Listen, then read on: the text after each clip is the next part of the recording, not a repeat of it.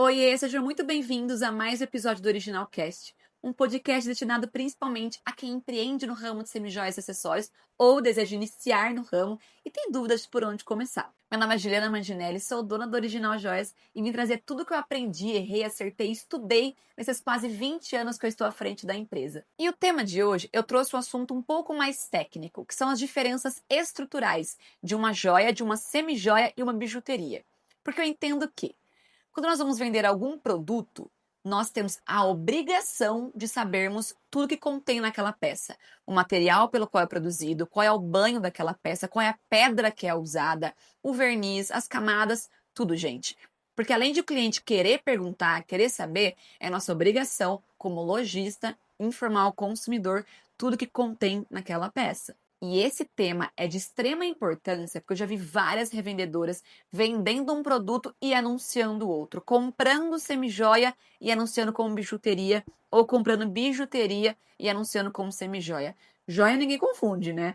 Mas semijoia, bijuteria e folhado, que é uma variação da bijuteria, há uma grande confusão.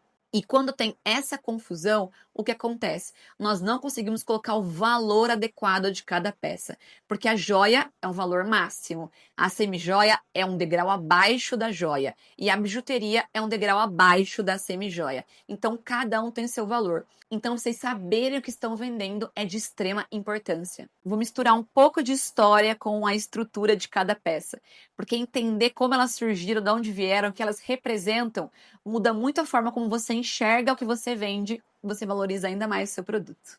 As joias nasceram há milhares de anos, bem antes de Cristo, lá no Egito Antigo. Elas eram usadas como símbolo de poder, de religião, de acúmulo de riqueza.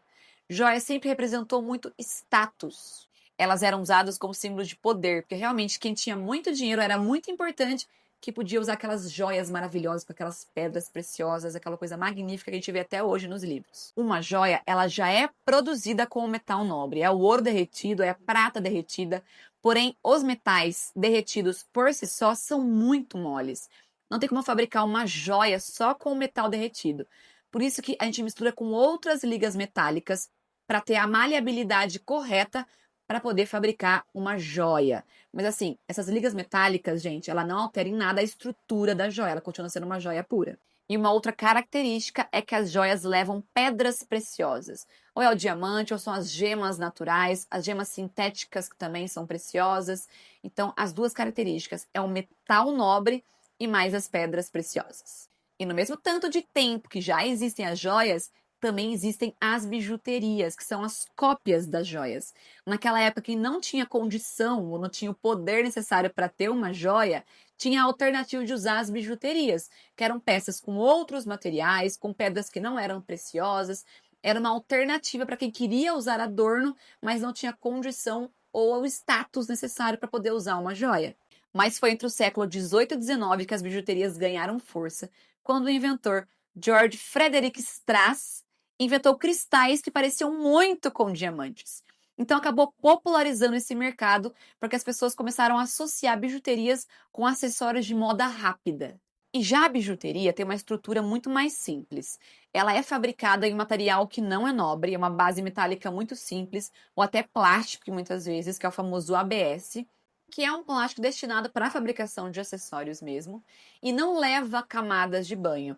No máximo, a pré-cor, que a gente chama, para levar a cor dourada, e aí em cima colocam o verniz, ou às vezes uma pintura metalizada, uma pintura dourada, que lembra o ouro, mas não leva camadas de ouro. E nas bijuterias, como o próprio George Frederick Strass criou, se levam muitas pedras sintéticas e coladas, porque eles querem baratear o processo para ficar uma peça muito mais acessível. Então, é uma característica da bijuteria também. Então, as bijuterias são associadas a acessórios de giro rápido, muito mais modinha, que assim é mais reciclável, que a gente usa, já enjoa e já quer mudar de modelo.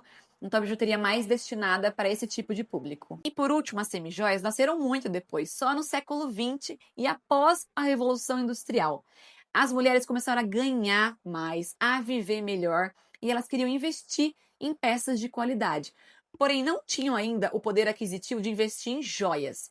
E as bijuterias para elas era algo descartável, que não era assim de boa qualidade.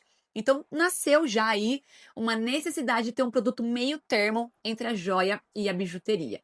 E também, nesse tempo, após a Revolução Industrial, a galvanoplastia ficou muito avançada. Para quem não sabe, a galvanoplastia pouco foi criada para banhar qualquer tipo de acessório.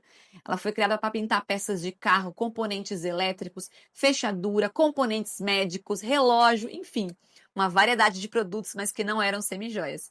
Mas como eu falei, após a Revolução Industrial, com essa necessidade de criar um produto meio termo, uma semi-joia, começaram a fazer testes de algum tipo de materiais que tinham ali aderência, porque basicamente o processo de galvanoplastia envolve correntes elétricas, produtos químicos e um metal que dê aderência ali no ouro, aderência na prata.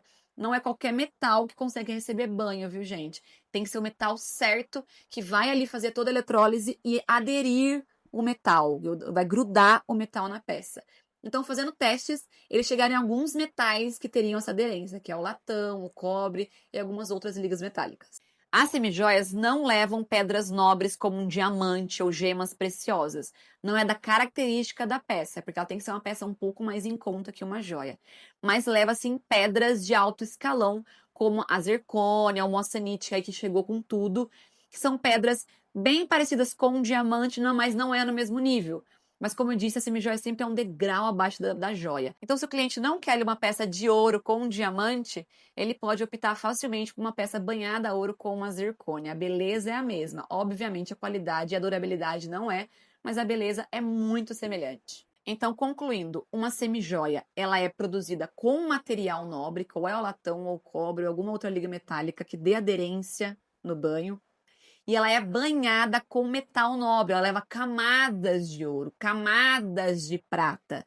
Então não é simplesmente um material pintado. Não, ela leva ouro. Semijoia tem ouro na sua composição. Semijoia tem prata também na composição, ou ródio branco, ou paládio, depende do metal que é usado como banho. Aqui na Original Joias, nós damos de ouro e de ródio branco, que são materiais assim de alta qualidade, que não oxidam, são maravilhosos. Então, a semijoia tem essa característica de ser uma peça que tem uma qualidade muito maior que uma bijuteria e serve, sim, para preservar, para guardar, para usar aí por anos. Então, com essa explicação, fica muito fácil diferenciar e entender os valores de cada categoria. A joia ali com o valor máximo, com o metal nobre mais as pedras preciosas. A semijoia meio termo, com o material nobre mais os banhos de metal nobre. E a bijuteria com preço mais acessível, com uma liga metálica mais simples e uma cor dourada. As 3 categorias são altamente vendáveis, cada uma tem um público ou um momento certo, cada uma representa uma coisa, ou é luxo, ou é moda, ou poder. E eu espero que agora você tenha a segurança de escolher uma das 3 categorias e se posicionar para valorizar qualquer que seja o seu produto, porque você detém a informação, você sabe de tudo, sabe a história, sabe a estrutura de cada categoria. E isso vale muito mais do que dinheiro, gente. Você saber o que você está vendendo, você demonstra uma autoridade que a cliente compra de você pelo que você passa. Então, saiba tudo sobre o produto que você está vendendo. E eu espero de coração que vocês tenham gostado desse episódio do Original Cast. Eu trouxe um tema um pouco mais técnico e eu quero mesclar sempre um pouco de conteúdo técnico, um pouco mais de informação, mais treinamento, um pouco de tudo. E como eu falei, o gatilho da autoridade para mim é o mais importante. Você ter a certeza do que você vende, a informação ali na ponta da língua é melhor que qualquer argumento de venda. Então, acompanhe comigo os próximos episódios, tem muita coisa boa para vir por aqui. Beijo e até a próxima.